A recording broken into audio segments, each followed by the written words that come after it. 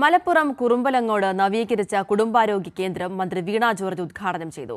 40 ലക്ഷത്തോളം രൂപ ചെലവഴിച്ചാണ് ആരോഗ്യ കേന്ദ്രം നവീകരിച്ചത്.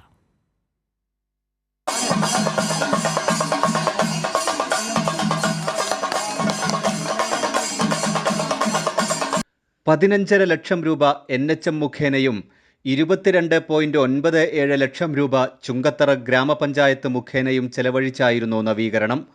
ഫാർമസി സ്റ്റോർ, ആധുനിക രീതിയിലുള്ള OP കൗണ്ടർ, 2 പരിശോധനാ മുറികൾ, ഓഫീസ് മുറി, nursing station, dressing room, IUD room, പരിരക്ഷാ റൂം തുടങ്ങിയ സൗകര്യങ്ങളുണ്ട്.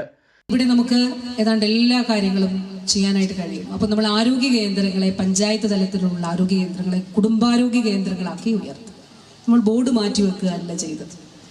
അതിന് പകരം ഈ പ്രദേശത്തെ കുടുംബങ്ങളുടെ മുഴുവൻ ആരോഗ്യ കേന്ദ്രം, നമ്മൾക്കൊരു പനി ഉണ്ടായാൽ നമ്മൾ ഓടി മെഡിക്കൽ കോളേജിലോട്ടോ അല്ലെ ഒരു പ്രൈവറ്റ് സ്പെഷ്യലിസ്റ്റ് ഹോസ്പിറ്റലിലോട്ടോ ഒന്നും പോകണ്ട, നിലമ്പൂർ ആശുപത്രിയിലും പോകണ്ട.